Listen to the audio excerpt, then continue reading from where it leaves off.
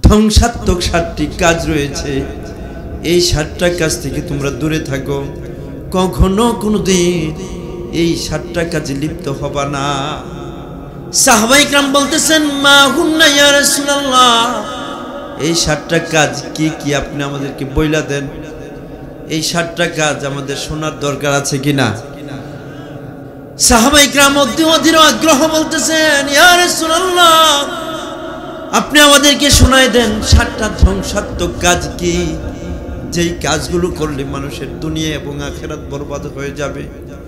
ও মা বোনেরা, আলোচনাগুলো একটু শোনো। ভাইরা বাবারা, যদি আমাদের ভিতরে এই 7টা অপরাধের কোনো একটা অপরাধ থাকে, তাহলে বুঝতে হবে আমার আপনার জীবন বরবাদ হয়ে যাবে। এই জন্য আল্লাহর কাছে তাওবা করে 7টা কাজ ছেড়ে দিতে হবে। 1 নম্বর হলো আশিরকু বিল্লাহ, আল্লাহর সাথে কখনো শিরক করা যাবে না। 2 নম্বর হলো ওয়াসিহরু, কখনো জাদুটোনা করা যাবে না। 3 নম্বর হলো ওয়াকতলুন নাফসিল্লাতি হারামাল্লাহু ইল্লা বিল হাক্কি, অন্যায়ভাবে কাউকে হত্যা করা যাবে না। 4 নম্বর হলো ওয়া আকলুর রিবা, কখনো সুদ খাওয়া যাবে না। 5 নম্বর হলো ওয়া আকলু মালিল ইয়াতিম, এতিমের সম্পদ কখনো ভক্ষণ করা যাবে না।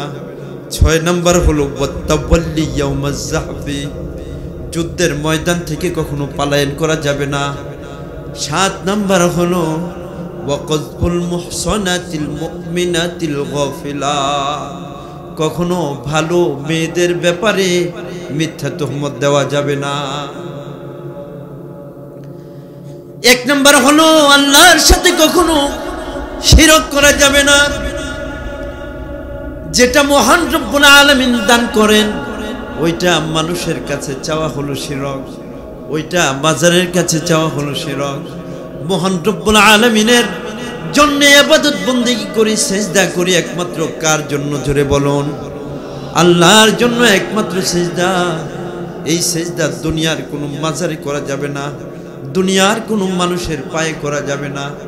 যদি কোনো ব্যক্তি মাজারে সিজদা করে, কোনো মানুষের পায়ে সিজদা করে, তখন সে মুশরিক হয়ে যাবে।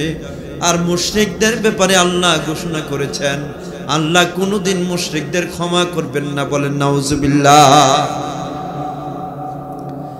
আমার সন্তান বিদেশ যাবে, আল্লাহর কাছে দোয়া করো, আল্লাহ আমার সন্তানের অবস্থা তুমি ভালো করে দিও। জমিনে ফসল করছে, আল্লাহ জমিনে ভালো ফসল দিয়া দিও। এভাবে দুনিয়ার যত প্রকার কাজ করবে, দোয়া করবে একমাত্র কার কাছে, একমাত্র মহান রব্বুল আলামিনের কাছে দোয়া করবে, আল্লাহর কাছে সাহায্য চাবে। সন্তান হয় না, সন্তান কার কাছে চাবো, জোরে বলুন। আল্লাহকে ছাড়া কোনো ব্যক্তি যদি মাজারে গিয়ে সন্তান চায়, বাবার দরবারে গিয়ে সন্তান চায়, ওই লোকটা মুশরিক হয়ে যাবে। ইন্নাল্লাহা লা ইয়াগফিরু আন ইউশরাকা বিহি ওয়া ইয়াগফিরু মা দুনা যালিকা লিমান ইয়াশা। আল্লাহ বলতেছেন, ও আমার বান্দা-বান্দীরা, আমার সাথে যদি কোনো বান্দা-বান্দী শিরক করো, আমি কোনোদিন তোমার গুনাহ মাফ করব না। এছাড়া বাকি যত অন্যায় অপরাধ আছে আমি ইচ্ছা করলে ক্ষমা করে দিব, বলেন সুবহানাল্লাহ। 2 নম্বর হলো ওয়াসিহরু, এই ভয়াবহ ব্যাধিটা বর্তমান সমাজে চলতেছে। একটু খেয়াল করি, জাদু টোনা করা, স্বামী স্ত্রীর মধ্যে দ্বন্দ্ব লাগায় দেয়। একটা মেয়ে 20 বছর 22 বছর হয়ে গেছে, বিয়ে শাদী হয় না। ভালো একটা দিনদার কবিরাজের কাছে যাওয়ার পরে দেখা যায় তারে তাবিজ করছে যেন বিয়ে না দিতে পারে। সমাজে এমন আছে কিনা? ছেলেটা সবসময় অসুস্থ থাকে, কারণ কি কি হয়েছে? ডাক্তার কবিরাজ দেখায়, পরীক্ষা নিরীক্ষা করে, কোনো রোগ ধরা পড়ে না। কবিরাজের কাছে যাওয়ার পরে দেখা যায় যে কে যেন কে বা কারা বান দিয়েছে। সব সময় মাথা ব্যথা থাকে, শরীর শুকায়, খাবার দাবার খেতে পারে না। স্বামী স্ত্রী এত মহাব্বতের সাথে ছিল এতদিন, হঠাৎ করে একজন আরেকজনের কথা শুনতে পারে না। একজন আর একজনের ছায়া দেখতে পারে না, সংসারের মধ্যে অশান্তি আর অশান্তি। কবিরাজের কাছে যাওয়ার পরে দেখা যায় এই অশান্তির মূল কারণ হলো কে বা কারা যেন তারে তাবিজ করছে। স্বামী স্ত্রীর মাঝে দ্বন্দ্ব বাজায় দেওয়ার জন্য তাবিজ করছে, শ্বশুর শাশুড়ির মাঝে দ্বন্দ্ব লাগাইয়া দেওয়ার জন্য তাবিজ করছে, শ্বশুর শাশুড়ি এবং পুত্রবধূর সাথে দ্বন্দ্ব লাগাইয়া দেওয়ার জন্য তাবিজ করছে। ছেলেটা যেন বিয়ে না করতে পারে, মেয়েটা যেন বিয়ে দিতে না পারে। এমন অবস্থা সমাজে চলতেছে কিনা জোরে বলুন। এমন এক পরিস্থিতি নবীজি সাল্লাল্লাহু আলাইহি ওয়াসাল্লাম বলেন, ও আল্লাহর বান্দা-বান্দীরা, তোমাদেরকে শোনায় রাখি, তোমরা দুনিয়ার বুকে নামাজ আদায় করো, রোজা রাখো, সব কিছু করতেছো, কিন্তু এই যে গোপনে একটা মন্দ কাজ করলা, ঘরের ভিতরে দেখা যায় বালিশের নিচে তাবিজ। লোক আসছে কোত্থেকে? এই বাড়িতে তো আউট কোনো লোক ঢুকে না। খোঁজ নিয়ে দেখে তার রক্তের সম্পর্ক আত্মীয় সেখানে তাবিজ লাগাই দিয়েছে। কথা ঠিক কিনা? কি আসে ঘরে? বালিশের নিচে তাবিজ, ঘরের ভিতরে তাবিজ গাইরা রেখে গেছে অশান্তি লাগানোর জন্য। নবীজি সাল্লাল্লাহু আলাইহি ওয়াসাল্লাম বলেন, সাবধান সাবধান, কখনো জাদুটনা করবা না মানুষের ক্ষতি করার জন্য। যদি তাবিজ কবজ করো, তোমার নামাজ রোজা বরবাদ হয়ে যাবে, তোমার ইবাদত বন্দেগী বরবাদ হয়ে যাবে। তুমি টাকা পয়সা খরচ করে আরেকজনের ক্ষতি করার জন্য চিন্তা ভাবনায় লিপ্ত হয়ে গেছো। নিজেকে প্রকাশ্যভাবে অনেক বড় আবেদ বলে পরিচয় দিতেছ, কিন্তু গোপনে গোপনে শয়তানি করার কারণে তোমার সকল প্রকার ইবাদত বন্দেগী সব কিছু বরবাদ হয়ে যাবে। বলেন নাউজুবিল্লাহ। এই অভ্যাসটা যদি থাকে, বদ অভ্যাস, দুনিয়া এবং আখিরাত বরবাদ হয়ে যাওয়ার অভ্যাস, এটা পরিত্যাগ করতে হবে। এখন বর্তমানে দেখা যায় এই কাজগুলো মহিলারাই সবচেয়ে বেশি করে। এই এলাকার মহিলাদের কথা কই না, অন্য এলাকার মহিলারা ঘরের ভিতরে নিয়ে তাবিজ দিয়ে দেয়। ও ভাই, আমার মেয়েটা পরমা সুন্দরী, পড়াশোনায় অনেক ভালো, সমাজের মধ্যে সবাই তাকে ভালোবাসে হুজুর, কিন্তু বিয়ে দিতে পারতেছে না। কি হয়েছে? কেন? কি হয়েছে? লোক আইসা দেখার পরে পছন্দ করে চলে যায়, আর খবর নেয় না। মেয়েটার তো 20 বছর পার হয়ে গেছে, এখন দেখা যায় তার নিজের একজন আত্মীয় তাবিজ করছে। 3 নম্বর ছিল ওয়াল কতলুন নাফসিল্লাতী হারামাল্লাহু ইল্লা বিল হক। নবীজি সাল্লাল্লাহু আলাইহি ওয়াসাল্লাম বলেন, ও আমার উম্মতেরা, সাবধান সাবধান, অন্যায়ভাবে কাউকে হত্যা করিও না, অন্যায়ভাবে কাউকে হত্যা করিও না। নবীজি সাল্লাল্লাহু আলাইহি ওয়াসাল্লাম বলেন, হযরত আব্দুল্লাহ ইবনে আব্বাস রাদিয়াল্লাহু আনহু থেকে বর্ণিত নাসাই শরীফের হাদিস, আন্নাহু ক্বাল ক্বালা রাসূলুল্লাহ সাল্লাল্লাহু আলাইহি ওয়াসাল্লাম, ইয়াজিউল মাকতুলু বিল কাতিলি ওয়া নাসিয়াতুহু ওয়া আওদাজুহু তাশখাবু দিমান ওয়া নাসিয়াতুহু ফি ইয়াদিহি ফায়াকুলু ইয়া রাব্বি হাযা কতালানি।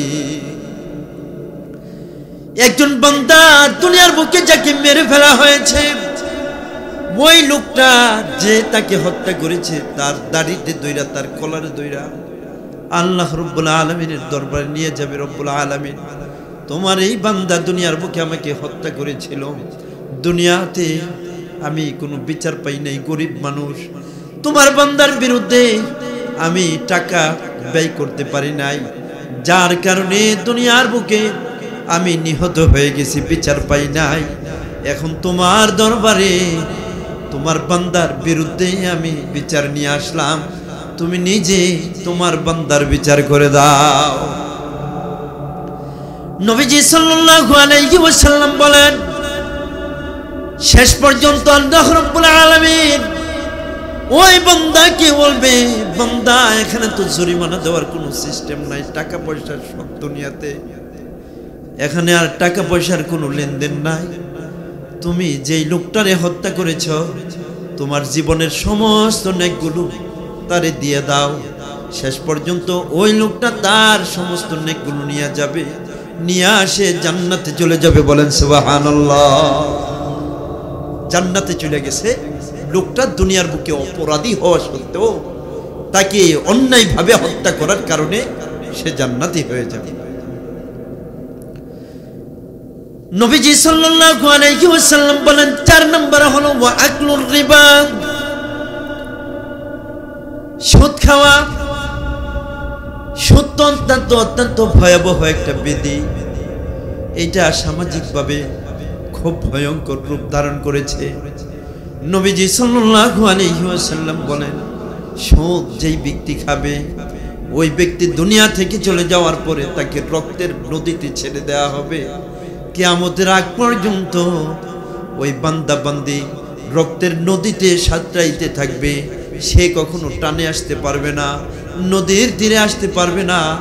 অত্যন্ত ভয়াবহ শাস্তি হবে তার। আল্লাহ রাব্বুল আলামিন কুরআনুল কারীমে ঘোষণা করতেছেন, ইয়া আইয়ুহাল্লাযীনা আমানুত্তাকুল্লাহ ওয়া যারু মা বাকিয়া মিনার রিবা ইন কুনতুম মুমিনিন। ও ঈমানদারগণেরা, আল্লাহকে তোমরা ভয় করো এবং তোমরা সুদের লভ্যাংশ থেকে তোমরা বিরত থাকো যদি তোমরা মুমিন হয়ে থাকো। সুদী ব্যক্তিদের কঠিন শাস্তি হবে, এ বিষয়ে হাদিসে অনেক আলোচনা রয়েছে। 5 নম্বর হলো ওয়া আকলু মালিল ইয়াতীম। আল্লাহর রাসূল বলতেছেন, এতিমের সম্পদ কখনো ভক্ষণ করবা না। তোমার ভাই দুনিয়া থেকে চলে গেছে, ছোট ছোট নাবালক ছেলে মেয়েগুলোকে রাইখা তুমি কি করলা? সন্তানগুলো বুঝে না, শোনে না, তুমি তোমার বাতিজাদেরকে ঠকাই দিলা। তাদের সম্পদ তুমি আত্মসাৎ করলা, তাদেরকে না বুঝাইয়া না জানাইয়া কিছু টাকা পয়সা খাওয়াইয়া সম্পদগুলো লিখে নিয়ে আসলা।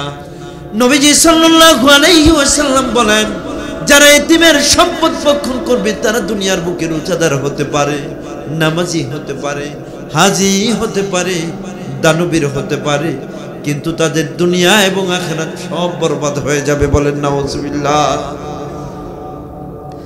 6 নম্বর ওয়াতাওয়াল্লি ইয়াউমাজ যাহফি।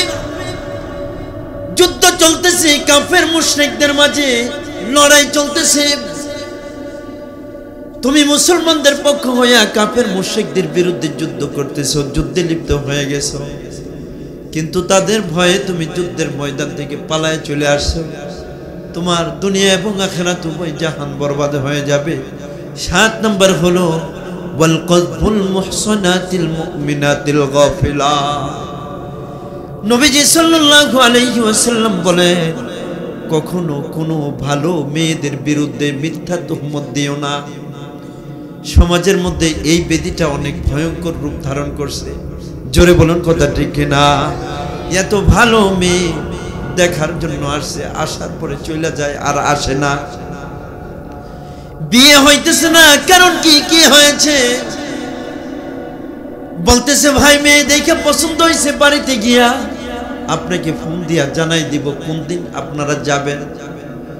1 দিন 2 দিন 3 দিন 5 দিন 7 দিন পার হয়ে গেছে, কোনো ফোন আসে না। ভাই কি ব্যাপার, কি হয়েছে, কি ঘটনা ঘটছে, কারণটা কি ভাই বলেন না দেখি। ও ভাই না না কিছু হয় নাই, না না কিছু একটা হয়েছে, কেউ কোনো ভাঙ্গানি দিয়েছে নাকি? বলতেছে না না এমনি এমনি। বলতে আমি আপনার কথা বিশ্বাস করি না, মেহেরবানি কইরা বলেন দেখি কি হয়েছে, কি সমস্যা, কেউ কোনো কিছু বলছে নাকি? বলে না। অনেক জোরাজুরি করার পরে বলতেছে হ্যাঁ, আসার সময় এমন একটা ব্যক্তি, এমন কাপড় পরা, এই ব্যক্তিটা তোমার মেয়ের ব্যাপারে মন্দচারী বলেছে, সেজন্য আর আসে। এমন আছে কিনা সমাজে? এই লোকগুলোর কারণে মেয়ে বিয়ে দিতে পারে না, ছেলেদেরকে বিয়ে করাইতে পারে না। খবর নিয়ে দেখে ভাই বলেন দেখি কে? না না বলা যাবে না, একটু মেহেরবানি করে বলেন দেখি, কারো কাছে ভাঙবো না। বলতেছে ভাই আমি তো লোকটার নাম জানি না, লোকটার আকার আকৃতি এমন, এমন কাপড় পরে, এমন লম্বা জুব্বা পরে, তারে দেখলাম মসজিদে আসতেছে, আসার সময় তার সাথে সাক্ষাৎ তোমার মেয়ের ব্যাপারে মন্দচারী বলেছে। এখন খোঁজ নিয়ে দেখে এটা দূরের কেউ না, তার আপন ভাই। জোরে বলুন কথা ঠিক কিনা? তার আপন ভাই মেয়েটার যেন ভালো জায়গায় বিয়ে দিতে না পারে, বিয়ের ভাঙ্গানি দিয়ে দেয় তার আপন ভাবি। মেয়েটার যেন বিয়ে দিতে না পারে, তার ভাবি ভাঙ্গানি দেয়।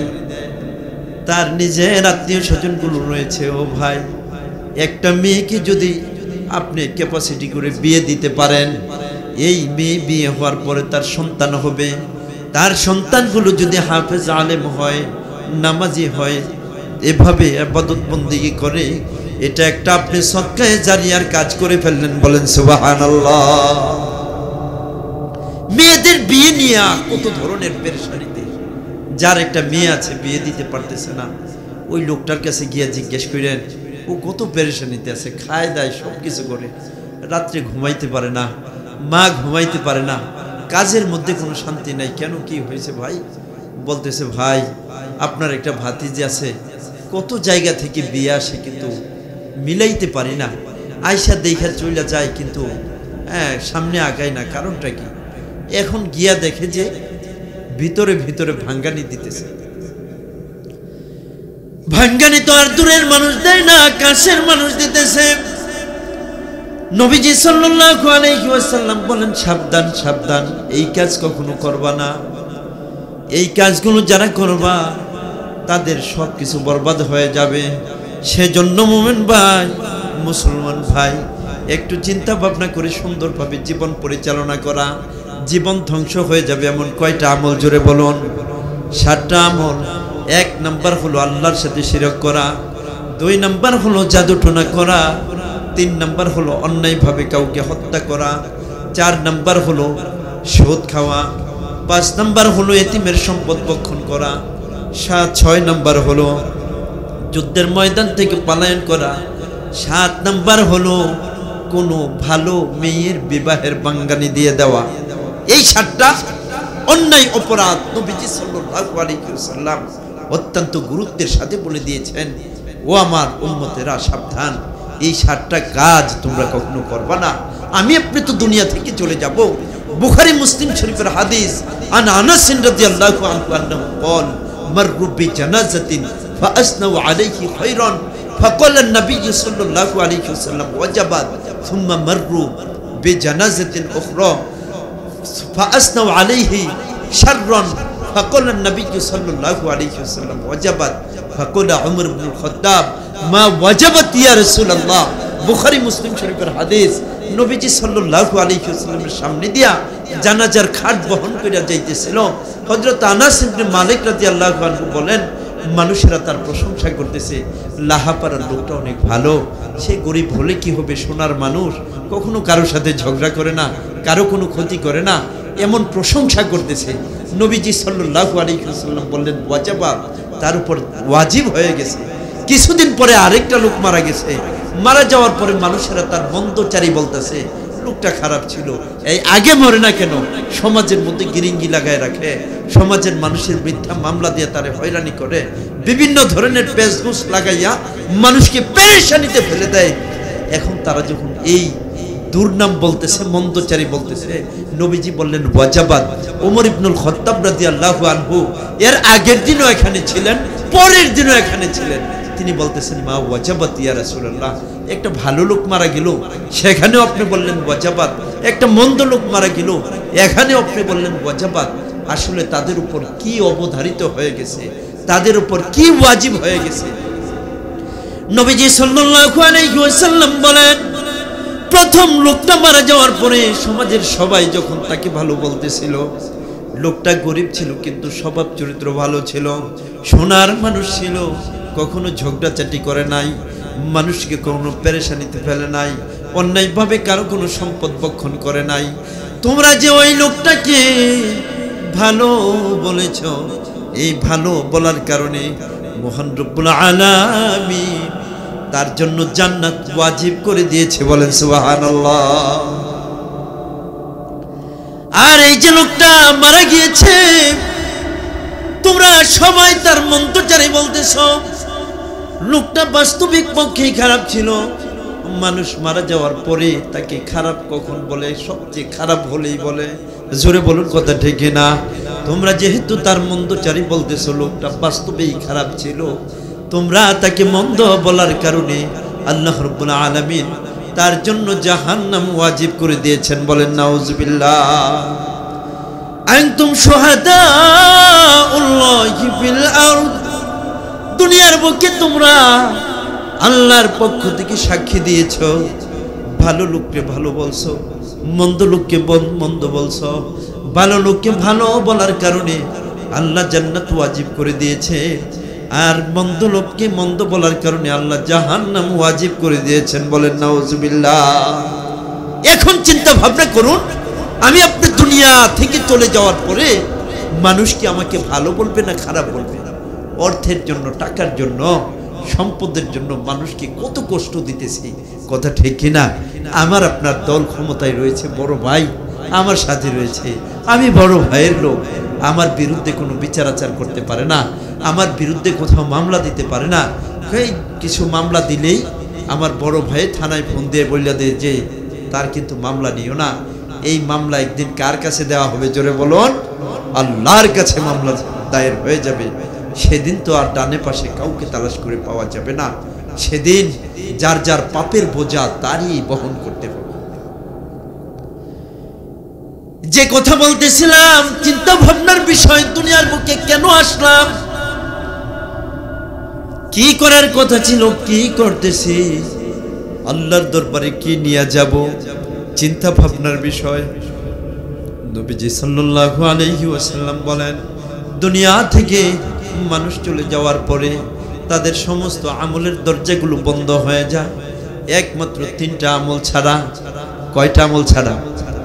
তিনটা আমল ছাড়া সব আমলের দরজা বন্ধ হয়ে যায়। নবীজি সাল্লাল্লাহু আলাইহি ওয়াসাল্লাম বলেন, তিনটা আমলের মধ্য থেকে এক নম্বর হলো সাদাকাতুন জারিয়া, জনকল্যাণমূলক কাজ করে গেলাম। দুই নম্বর হলো আও ইলমিন ইউনতাফাউ বিহি, দুনিয়ার বুকে আমি দিন শিখার পরে মানুষকে শিখাইয়া দিলাম। এটা কিয়ামত পর্যন্ত আমার আপনার আমলনামায় সওয়াব যাইতে থাকবে। বলেন সুবহানাল্লাহ। তিন নম্বর হলো ওয়ালাদিন সালিহুন ইয়াদউ লাহু, দুনিয়ার বুকে নেক সন্তান রেখে গেলাম, এই নেক সন্তান আমার আপনার জন্য দোয়া করে আল্লাহর দরবারে এই সওয়াব কিয়ামত পর্যন্ত আমার আপনার অ্যাকাউন্টে জমা হতে থাকবে। বলেন সুবহানাল্লাহ। সেজন্য দুনিয়াতে এই কাজগুলো করে যাওয়া। আমার তরি বাধায় আছে কোন শেখিয়া ঘাটে, কোন মসজিদে এলান হবে শোয়াবে শেষ ঘাটে। আমার তরি বাধায় আছে কোন শেখিয়া ঘাটে, কোন মসজিদে এলান হবে শোয়াবে শেষ ঘাটে। কোথায় যেন বর যাত্রী আছে রে চারজন, জানাজার পড়েছি না মাহাজ, দিয়েছি কত দাফন, কত জানাজার পড়েছি না মাহাজ, দিয়েছি কত দাফন। কোথা যেন আছে আমারও তহিরি সাদা কাফন, জানাজার পড়েছি না মাজ, দিয়েছি কত দাফন। কোন বাতাসে কোথায় যেন দুলছে বাঁশের ঝাড়, কোন সে মাটি কোনখানে ডাকে রে বারবার। কথা ঠিক কিনা? কোথায় যেন বাঁশের ঝাড়গুলো জ্বলতেছে, জ্বলতেছে, কোন মাটি যেন আমাকে আপনাকে ডাকতেছে। কোন বাতাসে কোথায় যেন দুলছে বাঁশের ঝাড়, কোন সে মাটি কোনখানে ডাকে রে বারবার। কখন কোথায় করবে দাফন আমাকে সজন, জানাজার পড়েছি না মাহাজ, দিয়েছি কত দাফন। কথা একটাই, দুনিয়াতে আসলে চলে যেতে হবে, এর মাঝে কোনো প্রকার সন্দেহ আছে কি বলেন? সন্দেহ নাই, কোনো প্রকার সন্দেহ। এখন আমি আপনি কিভাবে জীবন পরিচালনা করতেছি একটু খেয়াল রাখতে হবে। আমি কুরআনুল কারীমের সূরা বাকারা থেকে একটি আয়াতে কারিমা তেলাওয়াত করেছি। বুখারী এবং মুসলিম শরীফের একটা হাদিস পড়েছি, অত্যন্ত গুরুত্বপূর্ণ হাদিস, খুবই চমৎকার হাদিস। এটা যদি আমরা মেনে না চলি তাহলে আমাদের জীবন বরবাদ হয়ে যাবে। আল্লাহ রাব্বুল আলামিন আমাকে আপনাকে দুনিয়াতে এমনিতেই পাঠান নাই। দুনিয়ার বুকে আমরা যে যা করি সবার কিন্তু একটা উদ্দেশ্য আছে, কথা ঠিক কিনা? চাকরি করতেছে একটা উদ্দেশ্য আছে, ব্যবসা করতেছে একটা উদ্দেশ্য আছে, আমি বিভিন্ন ধরনের কাজকর্মে লিপ্ত রয়েছি, আমার একটা উদ্দেশ্য আছে। আল্লাহ আমাকে আপনাকে দুনিয়ার বুকে পাঠাইছেন, আল্লাহর বুঝে উদ্দেশ্য নাই। কি আল্লাহর উদ্দেশ্য নাই? আল্লাহর উদ্দেশ্য হলো ওয়ামা খালাকতুল জিন্না ওয়াল ইনসা ইল্লা লিয়াবুদুন। আল্লাহ বলতেছেন, ও আমার বান্দা বান্দীরা, আমি তো দুনিয়াতে তোমাদেরকে পাঠাইছি আমার ইবাদত করার জন্য। কি করার জন্য পাঠাইছে ভাই? ইবাদত করার জন্য পাঠাইছে, অন্য কোনো উদ্দেশ্যে আমাদেরকে দুনিয়াতে আল্লাহ পাঠান নাই। আমরা তো দুনিয়াতে আসছি আখিরাত কামাই করার জন্য, কিন্তু দুনিয়াতে আসার পরে আমরা আখিরাত কামাই করতেছি না দুনিয়া কামাই করতেছি? দুনিয়া কামাই করতেছি, আখিরাতের ফিকির আমার নাই। সেজন্য একটু চিন্তা ভাবনা করে জীবন পরিচালনা করা। আল্লাহ বলতেছেন ওয়াত্তাকু ইয়াওমান তুরজাউনা ফীহি ইলাল্লাহ, তোমরা ওই দিনটাকে ভয় করো যেদিন তোমরা সকলেই আল্লাহর কাছে যেতে হবে। কার কাছে যেতে হবে? আল্লাহর কাছে যেতে হবে। সুম্মা তুওয়াফা কুল্লু নাফসিন মা আমিলাত ওয়া হুম লা ইউযলামুন। আল্লাহ বলতেছেন অতঃপর তোমাদের পুরস্কার দেওয়া হবে। দুনিয়ার বুকে তোমরা যা করেছো সব পাই টু পাই হিসাব নেওয়ার পরে তোমাদের পুরস্কার দেওয়া হবে। ওয়া হুম লা ইউযলামুন, আল্লাহ কারো উপর কোনো জুলুম করবেন না। এক বান্দি প্রতিদিন 5 ওয়াক্ত নামাজ আদায় করছে, তারে 4 ওয়াক্ত নামাজের প্রতিদান দিবে, 1 ওয়াক্ত দিবে না, এমন হবে না। আবার একজন লোক খারাপ কাজ করেছে, তাকে শাস্তি দিবে না, তাও হবে না। আল্লাহ রাব্বুল আলামিন প্রত্যেক বান্দা বান্দি দুনিয়ার বুকে যে যেভাবে জীবন পরিচালনা করেছে তাকে ঠিক ওই রকম পুরস্কারই দিবেন। নবীজি সাল্লাল্লাহু আলাইহি ওয়াসাল্লাম বলেন, আন-নাসু মুজজিয়ুনা বিআমালিহিম ইন খায়রুন ফাখায়রুন ওয়া ইন শাররুন ফাশাররুন। আল্লাহর রাসূল বলেন, ও আমার উম্মতেরা, ও আল্লাহর বান্দা বান্দীরা, তোমরা শুনে রাখো, প্রত্যেক ব্যক্তি প্রতিদান পাবে, মজুরি পাবে, উপহার উপঢৌকন পাবে। ইন খায়রুন ফাখায়রুন ওয়া ইন শাররুন ফাশাররুন। যদি বান্দা বান্দী দুনিয়ার বুকে ভালো কাজ করে থাকে আল্লাহ তাকে ভালো প্রতিদান দিবেন, আর যদি মন্দ কাজ করে থাকে তাহলে তার পুরস্কার কিন্তু ভালো হবে না, তার পুরস্কার খারাপ হবে। একটু চিন্তা ভাবনা করার দরকার, কি জন্য দুনিয়ার বুকে আসলাম, কিভাবে জীবন পরিচালনা করতেছি। বেপরোয়া ভাবে জীবন পরিচালনা করতেছি। মহান রব্বুল আলামিন সূরাত আলে ইমরানে ঘোষণা করেন, কুল্লু নাফসিন যায়িকাতুল মাউত সুম্মা তুওয়াফাউনা উজুরাকুম ইয়াওমাল কিয়ামাহ ফামান যুহজিহা আনিন নারি ওয়া উদখিলাল জান্নাতা ফাকাদ ফাজ ওয়া মাল হায়াতুদ দুনিয়া ইল্লা মাতাউল গুরুর। আল্লাহ রাব্বুল আলামিন বলেন, পৃথিবীর মুখে যত প্রাণী আছে সবাই মৃত্যুর স্বাদ গ্রহণ করবে। সুম্মা তুওয়াফাউনা উজুরাকুম ইয়াওমাল কিয়ামাহ, দুনিয়া থেকে চলে যাওয়ার পরে তোমরা যখন আমার দরবারে চলে আসবা আমি তোমাদের সবাইর উপহার উপঢৌকন দেব। তোমাদের যে প্রতিদান দেয়া হবে এই প্রতিদান পাওয়ার পরে যদি তোমরা জাহান্নাম থেকে মুক্তি পাও, জান্নাতে প্রবেশ করো, তাহলে তোমরা সবচেয়ে বড় সফল কাম হয়ে যাবে। বলেন সুবহানাল্লাহ। আর যদি উপহার পাওয়ার পর উপরে হুকুম পাওয়ার পরে জাহান্নাম থেকে মুক্তি পেতে পারলাম না, জাহান্নামের আসামি হয়ে গেলাম, তখন তো দুঃখ কষ্টের কোনো সীমা থাকবে না। ও ভাই, ও বাবা, ও মা, ও বোনেরা, একটু চিন্তা ভাবনা করে জীবন পরিচালনা করো। হায়াতি জিন্দেগি তো শেষ হয়ে যাইতেছে। আপনি আমি যত থাকার জন্য ওলামা ইকরামদের কাছে দোয়া চাই, হুজুর আমার ভাইয়ের জন্য দোয়া করেন, ভাই লাইফ সাপোর্টে আছে। হুজুর আমার বাবার জন্য দোয়া করেন, আমার বাবা স্ট্রোক করার পরে এখন বর্তমানে আইসিইউতে ভর্তি আছে। কত দফায় দফায় দোয়া হইতেছে। আমিও চাই না দুনিয়া থেকে যাইতে, আমার সন্তানও চাই না বাবা দুনিয়া থেকে চলে যাক, কিন্তু দুনিয়া থেকে আমাকে আপনাকে তো জোর কইরা নেওয়া হইতেছে। জোরে বলুন কথা ঠিক কিনা? জবরদস্তিমূলক নিয়ে যাওয়া হইতেছে। আমি দুনিয়ার মুখে আসার পরে আর যাওয়ার ইচ্ছা আমার জাগে না। আমার সন্তানেরও চায় না বাবা দুনিয়া থেকে চলে যাক, আমার বিবিও চায় না আমার স্বামী দুনিয়া থেকে চলে যাক, আমার বাবা মাও চায় না আমার সন্তান দুনিয়া থেকে চলে যাক।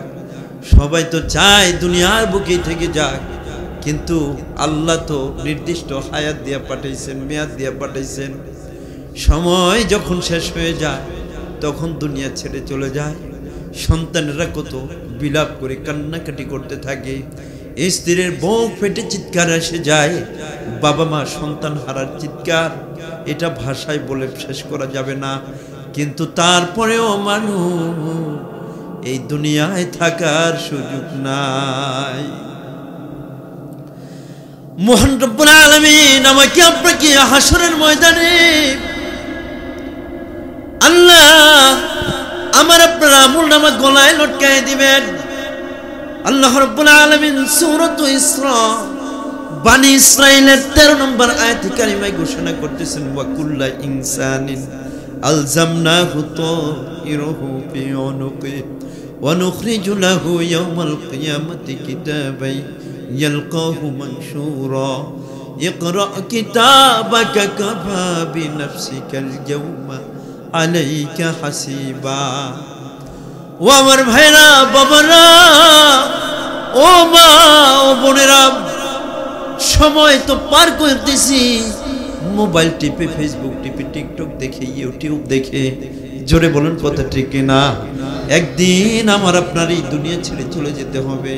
মহান রব্বুল আলামিন ময়দানে মাহশরে, হাসরের ময়দানে আমার আপনার সবার আমলনামা গলায় লটকায় দিবেন। গলায় লটকায় দেওয়ার পরে আমরা সেখানে আমলনামাটা খোলা পাবো। আল্লাহ রাব্বুল আলামিন বলবেন, ইকরা কিতাবাকা কাফা বিনাফসিকাল ইয়াওমা আলাইকা হাসিবা। ও আমার বান্দা বান্দি, হাসরের মাঠ লম্বা সময়ের একটা মাঠ, এত বিশাল সময়ের মাঠ ইতিপূর্বে আর কখনো দেখো নাই, ভবিষ্যতে আর কখনো হবে না। হাসরের মাঠ এত বিশাল একটা লম্বা সময়ের মাঠ, ওখানে সবার 50,000 বছর অপেক্ষা করতে হবে। সুবহানাল্লাহ। 50,000 বছরে দুনিয়ার যত মানুষ আগমন করছে, রানিং সময়ে যারা রয়েছে, ইতিপূর্বে যারা চলে গেছে, ভবিষ্যতেও যারা আসবে, সবার হিসাব কিতাব পাই টু পাই হয়ে যাবে। সমস্ত মানুষগুলো সেখানে দাঁড়ায় থাকবে। আমি একা কাঠ গড়ায় দাঁড়াইয়া আমার হায়াতে জিন্দেগির পাই টু পাই হিসাব আল্লাহকে বুঝাই দিতে হবে। আল্লাহকে বুঝাই দিতে হবে। আল্লাহ রাব্বুল আলামিন আমার আপনার পরিপূর্ণ হিসাব নেওয়ার পরে আল্লাহ আমাকে আপনাকে বলবে, বান্দা, ও বান্দা, এবার তুমি বলো তুমি কি জান্নাতের যোগ্য নাকি জাহান্নামের যোগ্য? তুমি তো তোমার 60 বছরের হায়াতে জিন্দেগির আমলগুলো তুমি পরে শোনাইলা। তুমি গোপনে কত পাপ কাজ করেছো, কত অন্যায় করেছো, কত ভাবে মানুষের হক নষ্ট করেছো।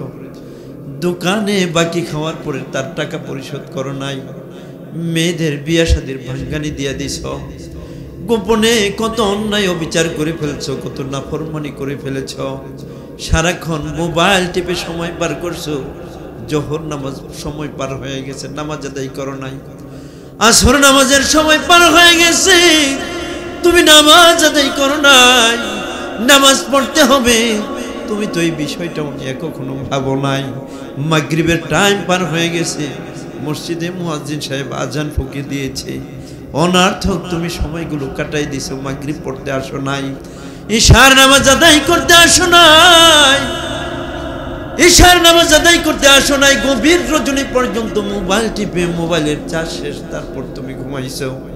ও বান্দা, এতক্ষণ তুমি কি সওয়াবের কাজ করতে না করছো নাকি গুনাহের কাজ করছো? গভীর রজনীতে রাত কেটে যখন ভোর চলে আসছে, মসজিদের মাইকে আজান ফুঁকে দিয়েছে, আসসালাতু খায়রুম মিনান নাওম। মসজিদের মাইকে আজান চলে আসছে, আসসালাতু খায়রুম মিনান নাওম। তুমি তো আজানটা শুনছো, শোনার পরে জাগছো, কিন্তু ফজর নামাজ পড়তে আসো নাই। মুয়াজ্জিন সাহেব বলতেছেন, আসসালাতু খায়রুম মিনান নাওম।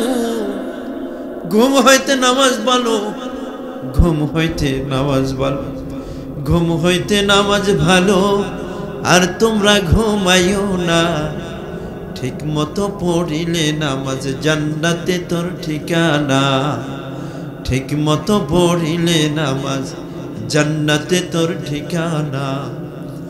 আমার প্রাণের ভাইরাও জলদি করে উঠে যাও, ওযু করে নামাজ পড়তে মসজিদে তো চলে যাও। আমার প্রাণের মা বোনেরা জলদি করে উঠে যাও, ওযু করে নামাজ পড়তে যায় নামাজে বসে যাও। ওরে কঠিন হাসরের মাঠে নামাজ তোমায় ভুলবে না, কঠিন হাসরের মাঠে নামাজ তোমায় ভুলবে না, ঠিক মতো পড়িলে নামাজ জান্নাতে তোর ঠিকানা, ঠিক মতো পড়িলে নামাজ জান্নাতে তোর ঠিকানা। কথা ঠিক কিনা? আমি তো নামাজ আদায় করি নাই। ওয়া কুল্লু ইনসানিন আলজামনাহু তায়িরাহু ফি উনুকি। আমার আমলনামা গলায় লটকায় দেওয়া হয়েছে, একেবারে আমলনামাটা ওপেন খোলা রয়েছে। আল্লাহ রাব্বুল আলামিন বলবেন, ও আমার বান্দা বান্দি, তুমি তোমার আমলনামাটা পড়ো। আমলনামা পড়তেছি, ফজর নামাজ আদায় করলাম, ফজর নামাজ আদায় করলাম। যারা নামাজ আদায় করেছিল তারা তো নামাজ আদায় করছে, নামাজ আদায় করার পরে কাজে চলে গেছে। জোহরের সময় যখন চলে আসছে, তখন সে নামাজ আদায় করার জন্য আবার চলে আসছে। যখন নামাজ শেষ হয়ে গেছে, আবার কাজে চলে গেছে। আসরের আজান হয়ে গেছে, দোকানদার দোকান বন্ধ করে দিয়ে, ব্যবসায়ী ব্যবসা বন্ধ করে দিয়ে, কৃষক কৃষি কাজ বন্ধ করে দিয়ে, ড্রাইভার তার ড্রাইভারি বন্ধ করে দিয়ে আল্লাহ রাব্বুল আলামিন বলবেন, ইকরা কিতাবাক। তুমি তোমার আমলনামা পড়ো। বান্দা দুনিয়ার বুকে নামাজ আদায় করেছে, হজ করেছে, যাকাত দিয়েছে, ইবাদত বন্দেগীর মাধ্যমে সময় কাটিয়েছে, সে তো আর হিসাবগুলো সুন্দরভাবে দিচ্ছে, সুন্দরভাবে দিচ্ছে। আর যেই ব্যক্তি নামাজ আদায় করে নাই, রোজা রাখে নাই, হজ করে নাই, সে তার আমলনামা পড়তেছে, রাত্র 12টা-1টা পর্যন্ত ঘুমাইছে, সকালবেলা 10টা-11টা বাজে উঠা কাজে চলে গেছে। জোহরের আজান হয়ে গেল, সে নামাজ পড়তে আসে নাই। আসরের আজান হয়ে গেল, নামাজ পড়তে আসে নাই। মাগরিব এশা ফজর সব নামাজ ফৌত হয়ে গেছে। যদি মাঝে মাঝে আসে, জুমার নামাজ আদায় করার জন্য আসছে, অন্যান্য নামাজগুলো আদায় করে নাই। মহান রব্বুল আলামিন এবার বলবেন, বান্দা এবার তুমি তোমার বিচার বিশ্লেষণ করো, তুমি তোমার ফয়সালা দাও, তুমি কি জান্নাতি নাকি জাহান্নামী? ও